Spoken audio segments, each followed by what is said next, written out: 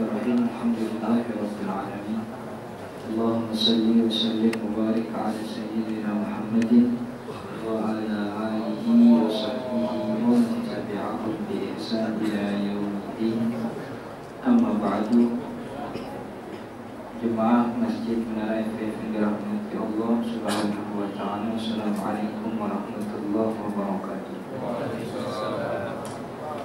Alhamdulillah, siang hari ini kita diberi nikmat sehingga bisa berkumpul, bisa bersilaturahmi, dan juga yang terpenting dengan nikmat Allah kita bisa menunaikan kewajiban kita sebagai seorang muslim, yaitu melaksanakan sholat zuhur secara berjamaah. Salawat dan salam kita sampaikan kepada Nabi besar Muhammad SAW beserta keluarganya dan juga para sahabatnya. Para jemaah sekalian, melanjutkan apa yang sudah kita pelajari minggu lalu, sampai hari ini kita akan mempelajari tentang sholatnya orang yang sakit.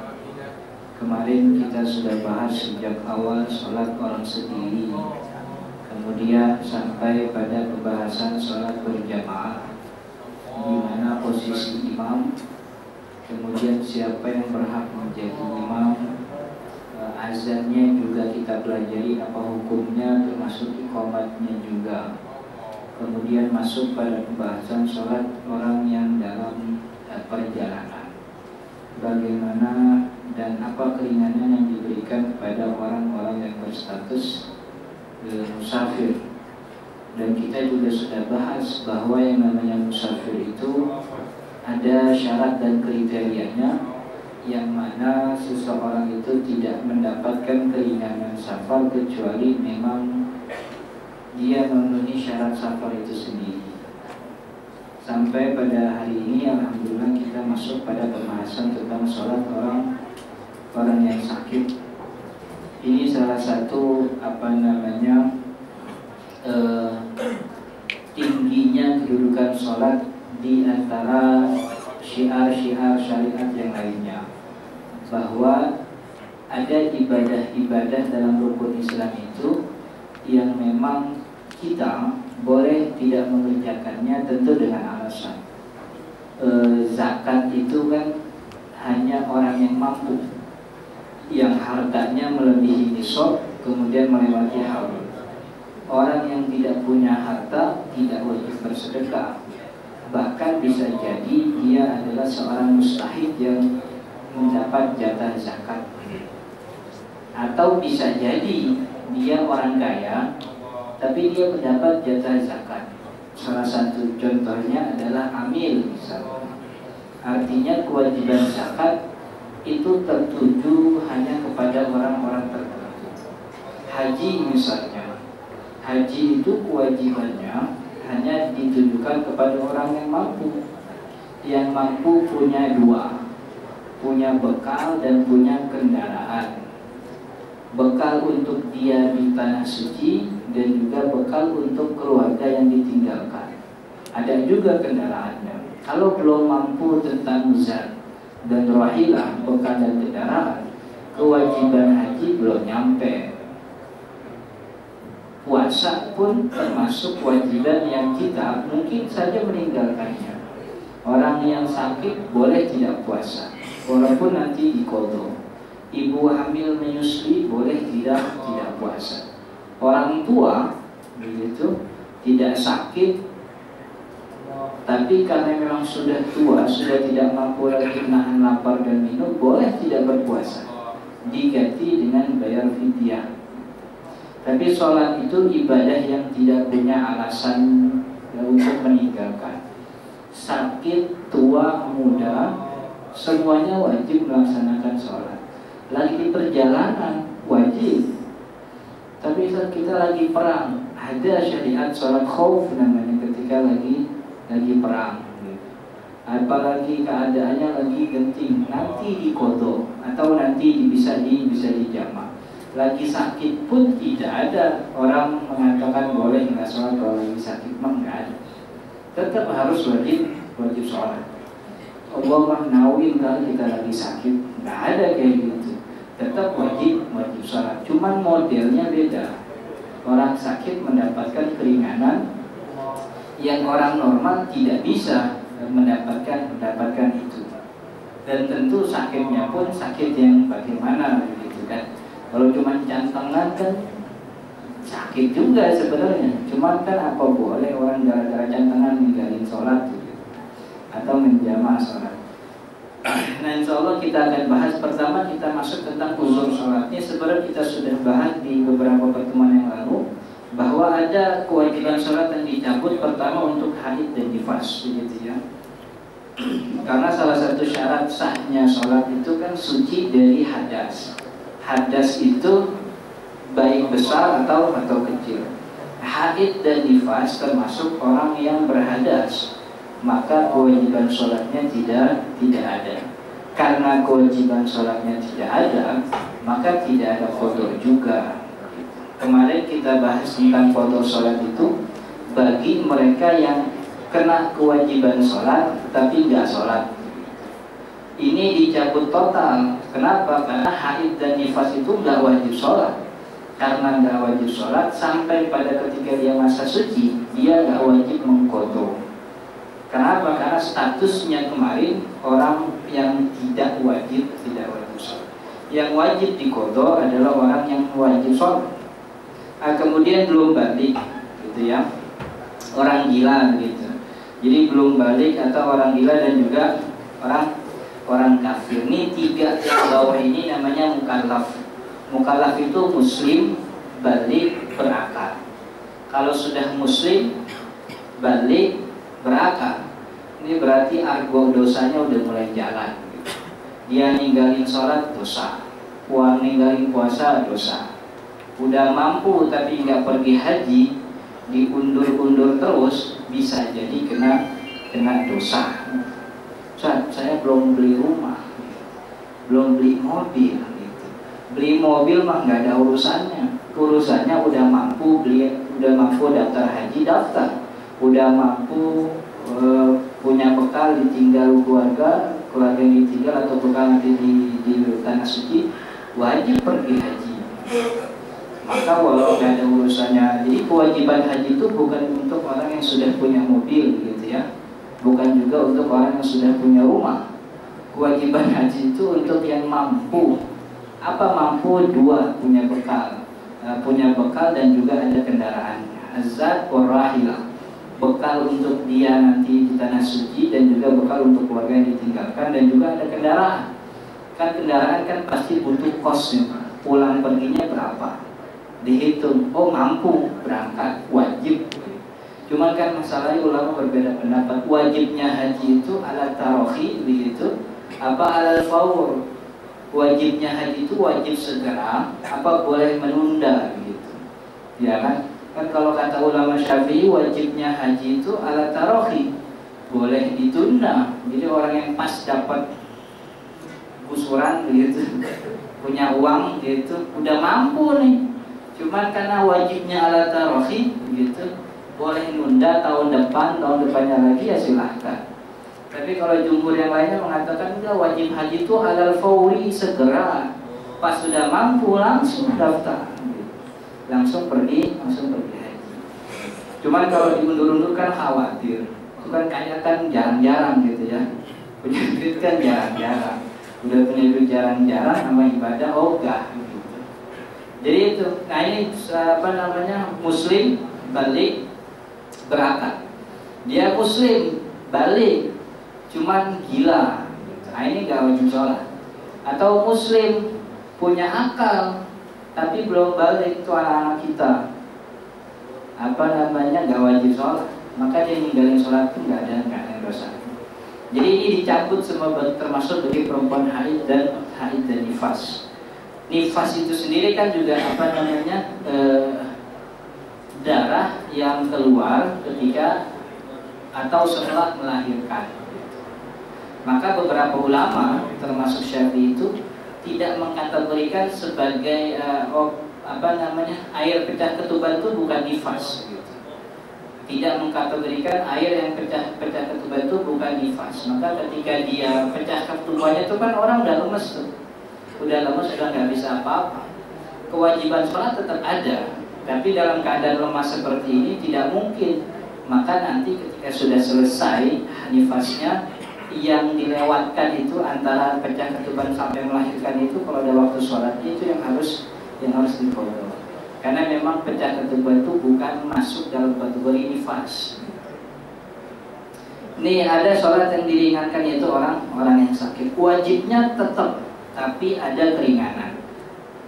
Kata Allah, fattaqullaha mastata'tum. Bertakwalah kepada Allah semampu kamu bisa. Jadi bentuk kita bertakwa kepada Allah itu semampu yang kita bisa. Kalau kita lagi sakit, ya mampunya segitu ya segitu. Nggak bisa berdiri, boleh duduk. Nggak bisa duduk, ya berbaring, tidur begitu. Tidur mengarah nyamping begitu ya, di sisi kanan, di atas sisi kanan. Kalau nggak bisa berbaring. Nah berbaringnya itu kebanyakan orang keliru. Kalau orang lagi sakit sholatnya berbaring, itu palanya itu bukan di kiblat begitu. Jadi yang kiblat itu kakinya. Jadi pas dia bangun, itu kiblat. Jadi ini kiblat nih, berarti pala di situ, kaki di sini.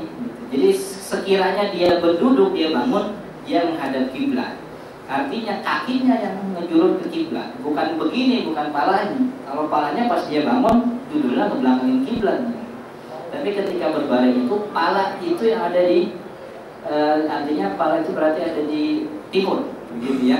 Kaki ada di barat. Karena sekiranya dia bangun, dia sedang menghadap kiblat. Itu yang orang yang lagi tidur sholat dalam keadaan berbaring. Kemudian ini, manahaitukum anhu fajtanibuhu wa ma amartukum bihi fa'tu minhu mastata'tum. Kata Nabi, apa yang aku larang jauhilah. Jadi ulama ini kemudian menafsirkan hadis ini, apa yang Nabi larang jauhilah, tapi apa yang aku perintahkan maka kerjakanlah sebisa kamu. Nabi mengatakan terkait larangan itu nggak pakai sebisa kalian ditinggal, nggak bisa. Tapi kalau perintah sebisa kalian dikerjain. Tapi kalau larangan nggak ada macam-macamnya, udah dilarang tinggalin gitu. Tapi kalau ada perintah cuma nggak bisa, boleh dikerjain dengan semampunya. Mampunya cuma berdiri ya berdiri. Sedekah punya penghasilan 5 juta, 4 juta. Keluarga butuh 3.500.000, berarti ada 1.500.000 kosong. Boleh sedekahin 1 jutanya saja, 500.000, atau juga nggak disedekah juga nggak apa-apa. Bertakwa sebisanya, bisanya cuma doa, ya udah kirim doanya nggak apa-apa lah. Kalau sedekah. Jadi kalau perintah kerjain sebisanya. Tapi kalau larangan kata Nabi nggak ada sebisanya, larangan udah tinggalin. Minum homer dilarang, mabok-mabokan dilarang. Ya apapun namanya, kalau mabok-mabokan udah dilarang. Saya cuma sedikit doang, jajal doang gitu. Nggak ada urusannya. Main judi sedikit banyak ya haram. Jadi kalau larangan kata Nabi nggak ada sebisanya, dilarang. Tapi kalau perintah itu sebisanya, artinya semampu kalian. Kalau cuma sholatnya bisanya cuma duduk ya duduk, nggak ada masalah, nggak usah berdiri. Nah itu dia kemudian tentang hadis yang berkaitan tentang keringanan yang diberikan Allah. Kemudian ini ada hadis dari sahabat Imran bin Husain. Beliau berkata, kana bi bawasir fasa'altu Rasulullah sallallahu alaihi wasallam faqala sholli qa'iman fa illam tastati fa qa'idan fa illam tastati fa 'ala janbik. Dari Imran bin Husain, aku menderita wasir, maka aku bertanya kepada Rasulullah, kemudian beliau mengatakan, sholatlah sambil berdiri. Kalau nggak bisa, duduk. Kalau nggak bisa, di atas lambungmu, maksudnya miring gitu ya, miring, tangan kanan berada di bawah, gitu. Miring menghadap ke kiblat. Itu kalau berdiri kan sujudnya benar, tapi kalau nggak berdiri sujudnya gimana kata Nabi? Kalau nggak bisa berdiri, kalau nggak bisa berdiri maka duduk. Sujudnya bagaimana? Ini istata'ta atas juda alal ardi wa illa fa'aumi ima'an waj'al sujudaka akhfad min ruku'ika. Kalau nggak bisa sujud di atas tanah, ini bagi orang yang berdiri, bagi orang yang duduk. Kalau nggak bisa sujud di atas tanah, maka anggukkan kepala. Jadikan sujudmu lebih rendah dari rukumu. Jadi kalau sholat sambil duduk begitu. Anggukan kepala kita ketika sujud itu mesti lebih rendah daripada rukunya, gitu ya. Kalau ruku cuma sekian derajat, kalau sujud nambah lagi beratnya. Jangan disamain, atau justru jangan lebih tinggi, mesti lebih tinggi. Ini kalau sujud. Ini keringanan yang diberikan oleh syariat kepada orang yang ingin mengerjakan sholat tapi tidak bisa berdiri. Ini beneran nggak bisa berdiri ya, bukan karena kondisi seperti di mobil. Ini beda lagi nih. Kalau masalah di mobil, di pesawat sebenarnya udah lewat pembahasannya ketika sholat dalam kendaraan. Ini yang beneran nggak bisa berdiri karena sakit. Jadi sakit yang membuat dia memang tidak bisa berdiri. Seperti orang yang stroke begitu ya, orang yang stroke. Maka dari dulu tuh guru saya sering ngomong, setiap habis sholat jangan lupa doa 3 hal. Pertama doa panjang umur, kedua doa gampang rezeki, ketiga doa sehat badan. Umur panjang, sehat badan, rezeki gampang, ini 3 hal yang bikin hidup enak. Ini hidup kalau nggak ada 3 ini susah itu. Umur panjang, badan sehat, tapi rezeki kagak ada gitu. Ganteng gagah, banyak yang mau, kantong kagak punya. Itu kira-kira perawan mana yang mau kayak gitu? Perawan mana yang mau sama laki-laki ganteng doang gak ada duitnya gitu. Umur panjang, rezeki gampang, tapi badan gak sehat, stroke ya, di atas kasur mana-mana didorong sama orang, didorong dulu sama orang. Umurnya panjang, rezekinya gampang, cuman badannya nggak sehat, kan nyusahin orang jadi. Orang butuh ini, kudu anaknya kudu kerja, kudu disuruh nemenin orang tuanya. Maka 3 ini penting, umur panjang atau duitnya punya, rezekinya banyak, badan sehat, cuman umurnya baru dapat rezeki udah meninggal gitu, kaget gitu. Nah ini doa 3 hal ini penting, umur panjang, sehat badan, rezeki gampang. Maka dalam hadis Nabi banyak diajarkan, Allahumma tawil a'maruna wa sahih ajsadana wa wasi' arzaqana. Ya Allah, panjangkan umur kami, sehatkan badan kami, luaskan rezeki kami. Kalau udah 3 ini terpenuhi, ini resep hidup enak gitu. Tinggal tambahin syukurnya aja. Kalau 3 punya tapi gak ada syukur, sengsara juga. Emang kita bingung nyari hidup bahagia itu kayak gimana? Saya juga sampai sekarang bingung, bahagia itu punya siapa, bahagia itu ada di mana? Ada tukang becak nongkrong di pinggir lampu merah.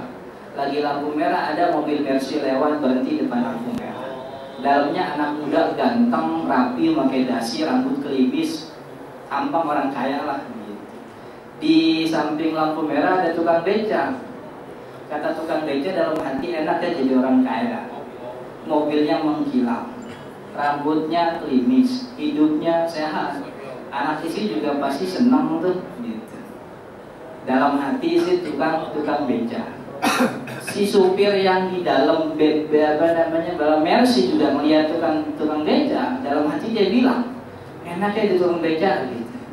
Tengah hari bolong bisa tuh tidur di atas beca, panas-panasan, gak ada yang dipikirin. Hidupnya enak, gak ada yang dipikirin. Kalau saya mah mikirin gaji karyawan, mikirin usaha begini-gini, anak narkoba, istri minta ini, udah capek gitu. Sampai sekarang juga saya bingung. Jadi bahagia itu sebenarnya punya siapa? Bahagia itu ada di mana kan gitu. Yang kaya bilang bahagia enggak juga. Yang miskin juga bilang enggak bahagia. Jadi resepnya bahagia tinggal syukurin aja apa yang dipunya. Sama kayak tukang parkir gitu. Tukang parkir tuh, coba lihat tukang parkir tuh. Pagi datang mobil bermerek bagus, motor mewah datang satu persatu ngumpul tempat parkir, tukang parkir nggak belagu tuh, nggak belagu. Sore mobil pada keluar, motor pada pulang, tukang parkir juga nggak sedih. Hidupnya enak banget gitu. Ya emang juga mobil orang juga tahu. Cuman kan coba lihat tuh tukang parkir. Kenapa tukang parkir bisa hidupnya senang kayak gitu? Ini filosofinya dalam nih. Kenapa? Karena tuh tukang parkir tidak pernah merasa memiliki. Kalau merasa memiliki, pas hilang sakitnya tuh minta ampun. Tukang parkir mobil mewah banyak di muka dia, nggak sombong. Kenapa? Bukan punya saya, punya orang nitip begitu. Nggak sombong. Pas mobil pergi, nggak sedih dia. Kenapa? Ya punya orang diambil aja silahkan. Orang bukan punya saya kan gitu. Nah, kita juga gitu ketika merasa memiliki, datang sombong jatuhnya. Kenapa? Usaha gua. Gitu. Ini makan gua yang kerja. Gitu. Ngomongnya guanya ada haknya, gua ini. Jadi ngerasa sombong pas itu barang hilang, sedihnya juga dapat. Kenapa? Ngerasa memiliki. Nah, karena ini semua yang kita dapat di dunia ini kan bukan milik kita, cuman dititipin sama Allah. Maka setiap yang dititipin pertama nggak boleh sombong. Yang punya Allah, cuman dititipi begitu ya.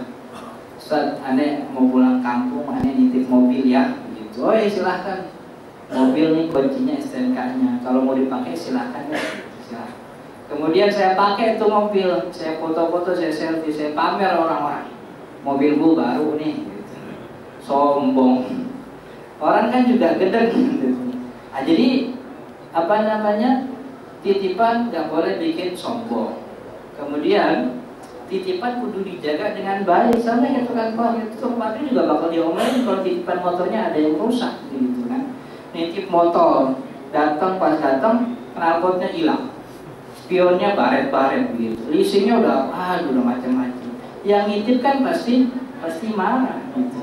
Di rumah kita dititip rumah, dititip mobil, dititip anak 3. Itu yang nitip marah kalau kita nggak perlakuin titipannya itu kan dengan baik gitu. Anak 3, 1 nyolong, 1 rampok, 1 jamret. Mana ada baiknya kan gitu. Jadi itu titipan. Ini Indonesia juga sama. Kita dikasih negeri yang gemah ripah lojinawi gitu. Apa kata lagu Gus tuh, nanam kayu aja jadi pohon kan gitu. Negerinya sejahtera, banyak kekayaan alamnya. Kalau nih alam gak dimanfaatkan baik, yang nitip marah. Yang nitip marah. Maka kalau pengen yang nitip nggak marah, dekat sama yang nitip gitu. Jangan sampai dia marah akhirnya dia kirim tsunami, dia kirim gempa, ya kan? Itulah yang nitip lagi marah tuh, dia utus makhluknya untuk demo sama kita. Kalau buruh demo ada polisi, ini Merapi yang demo siapa yang nanangin kan gitu. Itu titipan Allah, makanya diurus dengan baik. Ini sampai ke sana-sana siapa yang ngurus ini? Sholat orang sakit pertama ada keringanannya. Keringanannya boleh bertayamum kalau dia sakit begitu ya.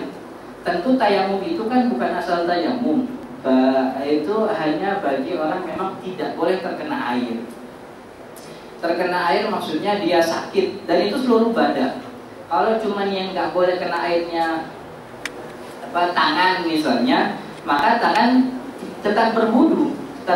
Hanya saja tangan itu cukup diusap dengan tangan yang basah gitu. Jadi keringanannya menjadi usap. Tapi kalau memang badannya benar-benar nggak boleh kena air total, maka itu tayamum. Itu harus tayamum. Kemudian kedua, tidak wajib berjamaah bagi dalam mazhab Imam Ahmad bin Hanbal. Mazhab Hanbali kan sholat berjamaah wajib, tapi kalau dia sakit, maka dia boleh tidak berjamaah. Kemudian gugur sholat Jumatnya nggak jadi, tapi jadi sholat zuhur. Atau sholatnya boleh duduk, kemudian boleh berbaring, dan juga ruku sujudnya tidak mesti di atas tanah. Dan juga boleh menjamak. Boleh menjamak sholat kata mazhab Imam Ahmad bin Hanbal. Kemarin kita sudah lewat masalah sholat jamaah itu. Sholat jamaah itu salah satu sesuatu yang membolehkan jamaah itu kan sakit. Tapi sakitnya itu hanya dalam mazhab Imam Ahmad bin Hanbal. Bagi jumhur ulama yang lain, sakit itu bukan merupakan sesuatu yang membolehkan orang untuk menjamak sholat. Dalil yang dipakai oleh Imam Ahmad bin Hanbal karena dulu Nabi pernah menjamak sholatnya min ghairi khaufin wala nadharin, tanpa karena rasa takut dan juga tanpa karena hujan. Jadi nggak ada hujan, nggak ada ketakutan, tidak lagi berperang, kok Nabi jamak. Kemudian Ibnu Abbas mengatakan kepada Sayyidina Ali, li alla yuhrik li ala ummatihi, supaya umatnya tidak keberatan. Maksudnya supaya tidak memberatkan umatnya. Walaupun sampai sekarang hadis ini diperdebatkan. Sahihnya sahih, cuman menarik kesimpulan hukumnya diperdebatkan. Beberapa jumhur ulama gitu ya, Imam Abu Hanifah, Imam Malik dan Imam Syafi'i mengatakan ini bukan jamak sholat karena apa-apa, tapi ini hanya jamak suri. Maksudnya mendekatkan satu sholat dengan sholat yang lainnya. Jadi kayaknya kayak jamak begitu. Kenapa? Karena Nabi tidak mungkin menjamak tanpa alasan. Kemudian ketentuannya bagaimana bagi orang sakit menghadap ke kiblat? Tentu tidak ada qasar, qada yang terlewat, tidak boleh jadi imam. Jadi orang yang sakit nggak bisa berdiri tidak boleh jadi imam, kata beberapa ulama. Tapi sejatinya dalam hal menjadi imam ada masalah ini. Jika jadi orang yang jadi imam itu duduk. Kan kata hadis Nabi dalam Imam Sahih Bukhari dan Muslim, beliau mengatakan wa idza shalla qa'iman fasallu qiyama. Kalau imamnya sholat berdiri, ikuti berdiri. Tapi kalau imamnya duduk, wa idza shalla qa'ida fasallu qu'udan ajma'in. Kalau imamnya berdiri. Tapi kalau imam duduk, ikutin duduk. Nah, jumhur ulama sejatinya tidak memahami hadis ini secara tekstual. Tapi ketika melihat permasalahan imam duduk, beberapa ulama punya penjelasan yang berbeda. Pertama, ini mazhabnya Imam Ahmad bin Hanbal. Mazhab Hambali, makmum wajib mengikuti imam apapun keadaannya. Jadi kalau makmumnya berdiri. Kalau imamnya berdiri, makmumnya juga ikut berdiri. Kalau imamnya duduk, makmumnya juga sholatnya duduk. Ini kata mazhab Imam Ahmad bin Hanbal, sesuai dengan hadis yang ada di atas itu sendiri.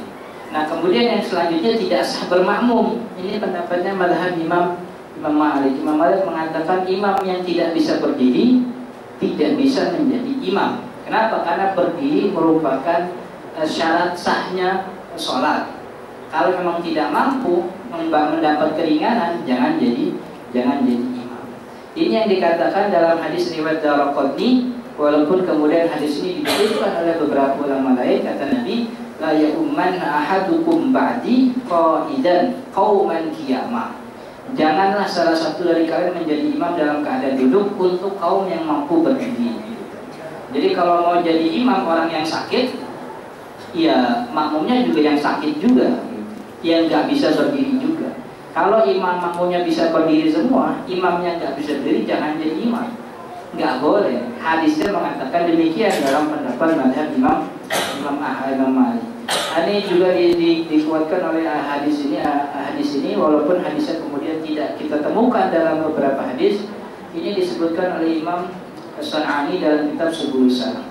La takhtalifu ala imamikum wa la tutabi'uhu fil qubur. Janganlah kalian menyelisih imam dan jangan ikut imam yang sholatnya duduk.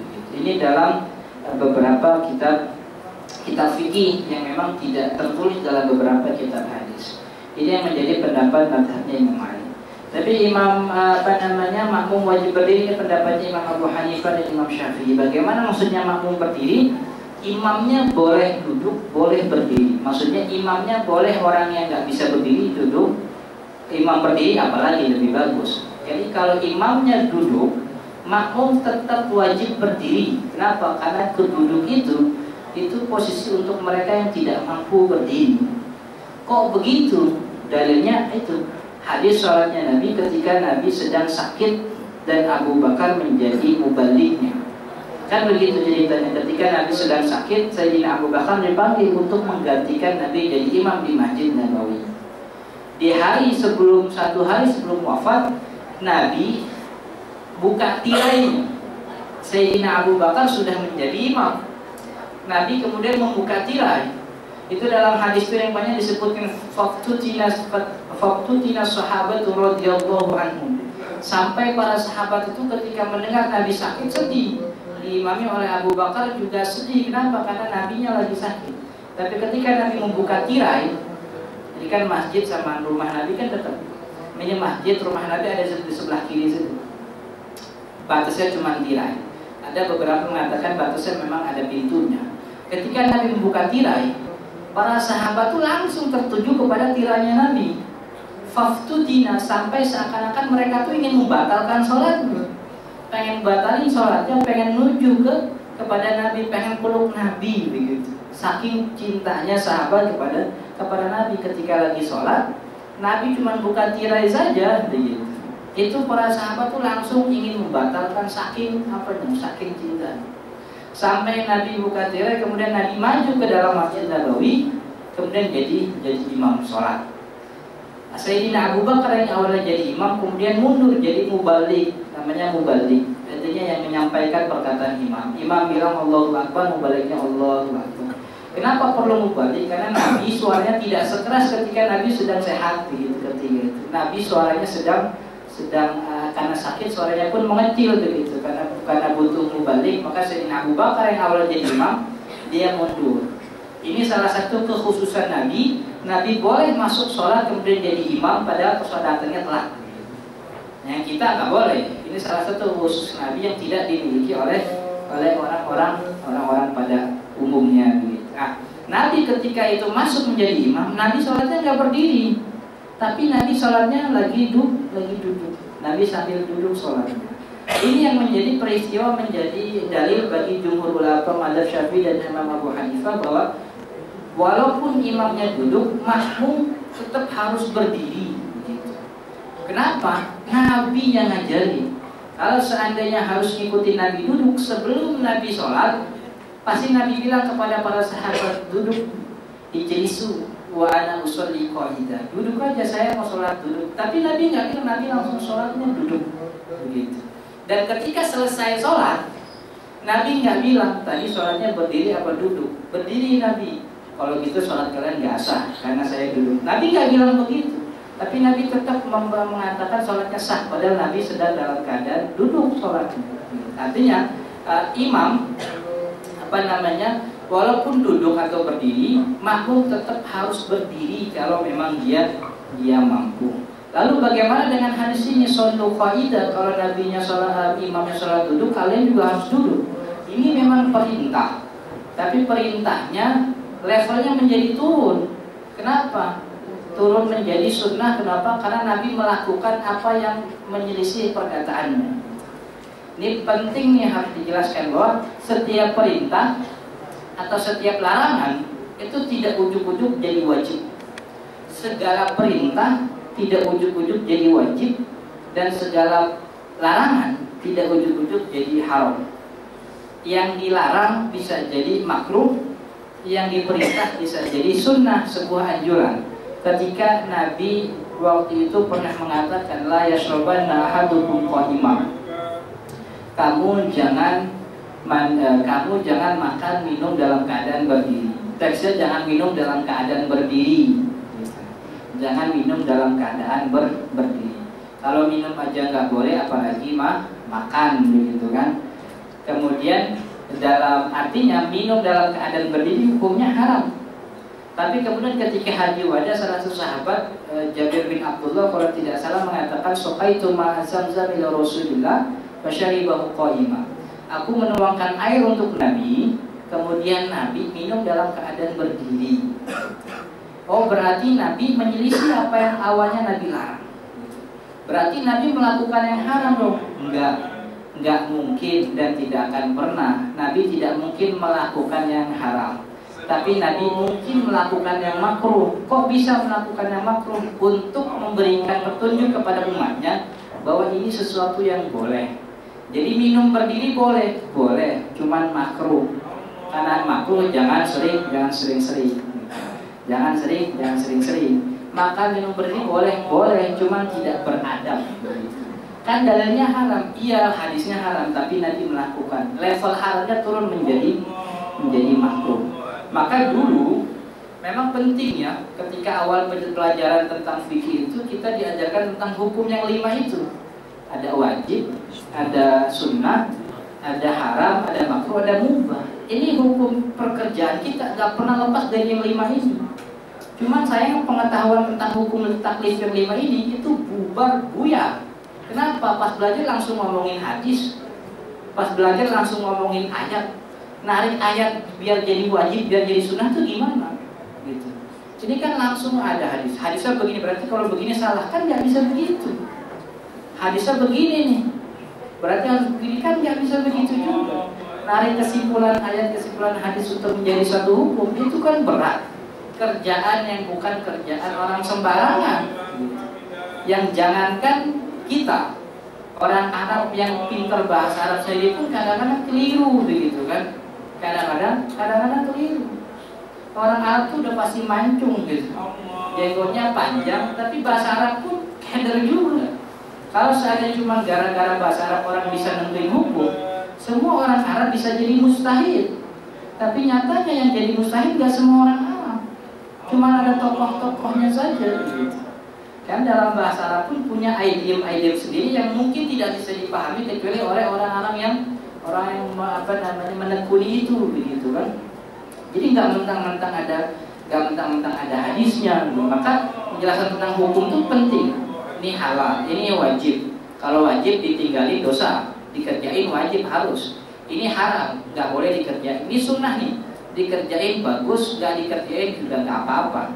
Cuman jangan ngecek apa tuh, jangan hina begitu. Ini makruh nih, usahain ditinggalin. Tapi kalau dikerjain juga nggak apa-apa. Cuman bagusnya jangan sering-sering. Makan minum berdiri juga jangan sering-sering. Boleh sih, cuman jangan sering-sering. Itu kan kita kadang-kadang tuh kalau kondangan tuh kan kesel banget tuh. Ya, bangunannya mewah tuh, luas, dekorasinya juga bagus. Tapi nyewa bangku aja nggak mampu. Nyewa bangku nggak mampu. Nggak apa-apa minum berboleh, cuman jangan sering-sering. Jadi itu juga perlu dipelajari bahwa apa yang dia kerjakan Nabi itu nggak langsung jadi sunnah. Apa yang dikerjakan Nabi nggak langsung jadi wajib. Yang dikerjakan Nabi bisa jadi haram hukumnya. Yang dikerjakan Nabi bisa jadi haram ada, yaitu kawin lebih dari 4, itu kan kerjaan Nabi. Sunnah secara bahasa sunnah. Cuma secara istilah apakah jadi sunnah? Enggak. Jadi secara istilah hukumnya haram. Kenapa? Apa yang dikerjakan Nabi nggak ujuk-ujuk langsung kita kerjain. Nabi pun pernah mengkodok ba'diyah zuhurnya. Tapi beberapa ulama mengatakan ba'diyah zuhur di kodok itu bukan sesuatu yang dibolehkan untuk kita, tapi itu khusus Nabi. Atau juga yang dikerjakan Nabi tapi haram buat kita, ada namanya puasa wisol, puasa ngableng gitu. Udah wayanya maghrib dia nggak buka, tetap mau puasa sampai kapan? Gue biar makin dekat sama Allah, gue puasa sampai Isya aja dah. Biar makin dekat sama Allah sampai Isya. Salah keliru. Itu puasa khusus Nabi. Puasa Nabi maghrib gak buka, terus puasa. Itu khususan Nabi. Ada yang dilakukan Nabi tapi nggak jadi sunnah, nggak jadi wajib juga. Yang tadi kita lakuin itu, yang tadi kita bahas itu minum makan itu Nabi pernah lakukan. Secara bahasa sunnah, tapi hukumnya apa? Makruh. Nabi itu juga pernah mandi sisa air mandi Aisyah, istri-istri beliau. Secara bahasa sunnah, tapi secara istilah hukumnya makruh. Kita mestinya lebih bagus tuh mandi bareng gitu. Karena Nabi dulu pernah ngelarang jangan mandi sisa air istri kamu gitu. Sisa ya, bukan bekas gitu. Kalau sisa tuh ada satu bak dipakai mandi buat istri kita, itu sisanya. Kalau bekas istri kita mandi tadangin ember bawahnya, itu bekas. Kalau bekas sudah nggak boleh, itu mustamal. Ini sisa. Kata Nabi jangan mandi sisa. Tapi kemudian Nabi dulu mandi sisa air istri-istri beliau. Oh berarti mandi sisa air istri kita boleh. Cuman bagusnya kita pakai air baru. Atau kalau beli bagus mandi bareng gitu. Tinggal lihat WC-nya berapa kali berapa tuh. Kalau 1 kali 1 kan nggak muat. Kalau 1 kali 1 meter tuh akhirnya belum lagi. Gak mah itu. Jadi apa yang dikerjakan Nabi itu nggak lucu. Sama seperti khutbah Jumat itu, Nabi itu selalu berdoa Allahumma gfir lil mu'minina wal mu'minat. Dan tidak pernah ada kata perintah untuk para khotib kalau jadi khutbah, ketika khutbah baca Allahumma, nggak ada perintahnya, nggak ada teks. Tapi Nabi selalu melakukan. Nah, ulama mengkategorikan ini sebagai sesuatu yang wajib. Kenapa Nabi tidak pernah meninggalkan? Maka lihat nih apa yang dihasilkan dari Nabi. Apa patokan kita? Ya kita tinggal lihat ulama hukumnya apa, begitu. Ini kan ada Al-Quran dan Sunnah. Cuman kita nggak mampu memahaminya ketinggian. Karena Al-Quran dan Sunnah terlalu tinggi buat kita, maka kita butuh tangga biar nyampe kepada Al-Quran dan Sunnah. Tangganya mana? Itu ada ulama itu, ada madhabnya. Tinggal mau ngikutin madhab yang mana, semua sama. Gitu. Karena kita nggak nyampe kepada Al-Quran dan Sunnah, kita butuh tangga kita ulama. Gitu. Berarti kalau sekarang ada nggak mustahid yang bikin? Mustahid zaman sekarang banyak. Ulama-ulama kita tuh banyak yang tergolong sebagai mustahid dan keilmuannya diakui oleh ulama dunia. Salah satu contohnya dulu mantan Menteri Agama Prof. Said Agil Munawar, Prof. Ali Mustafa Yaqub, ada Profesor Ibrahim Hussein. Itu semua ulama-ulama yang keilmuannya diakui oleh dunia. Tapi ulama-ulama kayak gini kerjaannya nggak fatwain sholat. Kenapa nggak fatwain? Sholat udah beres zaman dulu, ngapain difatwain lagi? Sholat udah beres, puasa udah beres, zakat udah beres, tinggal yang belum beres itu kerjaan kan gitu. Ini kan banyak ustadz-ustadz kita, ya ustadz-ustadz yang memang sudah banyak pengikutnya, makanya memfatwa ulang sholat difatwa ulang lagi, akhirnya yang lain disalahin, kan gitu. Sholat udah beres, tinggal ngikutin yang mana. Kunut subuh udah beres, gak usah diulang lagi. Kunut subuh tuh sunnah, yang lain gak sunnah, udah yang mau sunnah silakan kerjain, yang gak udah gak usah ngomel-ngomel kan gitu. Ini sholat udah beres, nih puasa juga udah beres, ngapain difatwa ulang? Apa karena difatwa ulang karena ulama dulu nggak mengacu pada Al-Quran dan Sunnah gitu? Terus kalau nggak mengacu kepada Al-Quran dan Sunnah itu mengacu kepada siapa gitu? Ulama dulu emang kepada siapa mengacu pada Al-Quran dan Sunnah? Mereka manusia bisa salah. Emang kita siapa kalau bukan manusia? Kita jauh lebih bisa salah gitu. Itu pilot di Halim Perdana Kusuma Soekarno itu sama manusia sama saya. Kalau dia bisa nerbangin pesawat, saya juga bisa. Saya udah berapa kali dapat platinum di Android itu. Dia bisa, dia manusia, saya bisa dong nerbangin. Enggak, tapi kan saya nggak belajar pesawat. Saya bisa cuma di Android doang begitu. Udah dapat platinum, udah dapat bronze itu, simulator itu. Cuman kan bukan gara-gara dia sama-sama manusia terus saya bisa nerbangin, kan enggak gitu.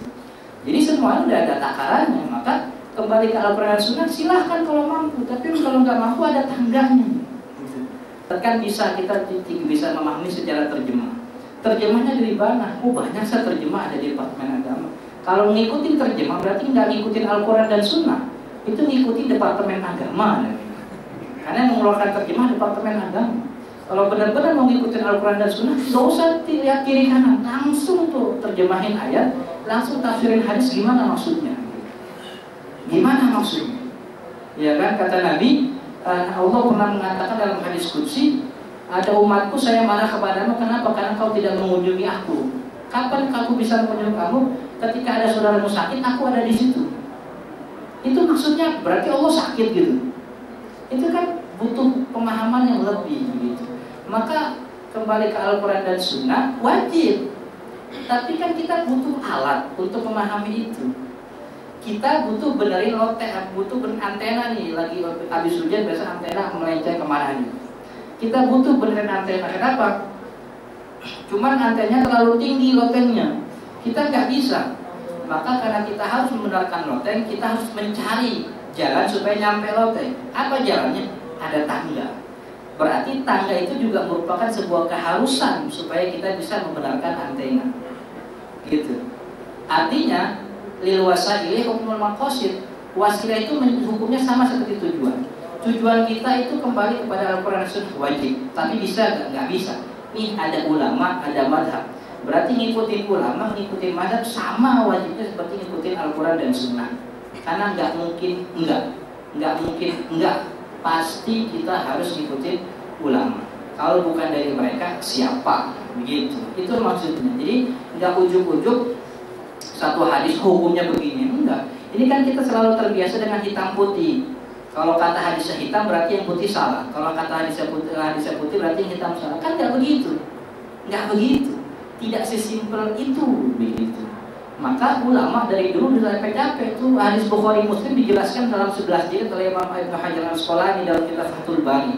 Kalau seandainya hadis Bukhari Muslim bisa dipahami secara terjemah, Imam Ibnu Hajar tuh bodoh banget, capek-capek bikin syarah hadis sampai 11 jilid. Ngapain menghabiskan umur untuk sesuatu yang tidak bermanfaat? Sahih Muslim itu dijelaskan oleh Imam Muslim dalam bentuk 24 jilid. Ada yang 29, ada yang 28, tergantung percetakannya.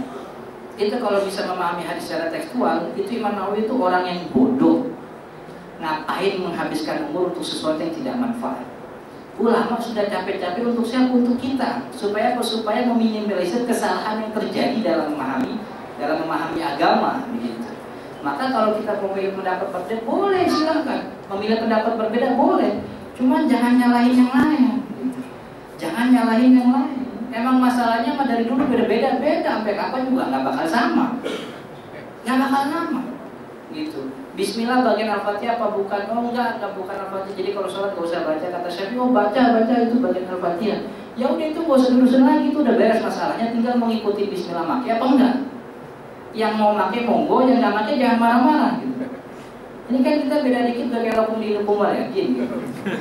Beda kurun dong bikin masjid baru. Katanya mau bersatu gitu. Beda dikit marah-marah. Apalagi kemarin tuh maulid tuh ribut, ributnya macam-macam. Ustaz, maulid hukumnya gimana? Saya ditanya tuh. Saya jawab hukumnya sama kayak tahun kemarin. Yang ngelarang juga sama dia juga, yang ngebolehin juga sama dia juga. Jadi bagi yang maulidan silahkan maulidan, yang nggak maulid juga nggak ada masalah kok, nggak dosa gitu. Bagi yang nggak maulid masih banyak orang yang mabuk-mabukan. Tuh yang diomelin kayak gitu. Jangan orang lagi zikir selawatan diomelin. Yang maulidan juga lihat jemaah, itu jemaah banyak yang nggak tahu nabinya. Maka kalau lagi maulid ajarin tentang nabinya, jangan ajarin untuk melawan orang yang nggak maulid. Kan gitu. Provokasi. Yang satu bilang yang maulidan bid'ah gini, diprovokasi. Yang maulid dia bilang, yang nggak maulid itu nggak cinta nabi gini. Memprovokasi. Jadi sebenarnya provokator di Indonesia itu ustaz semua. Ya tapi orang tuh kalau udah masalah agama tuh sensitifnya makin tinggi. Percaya atau tidak, orang kalau ngomongin masalah agama sensitifnya makin tinggi.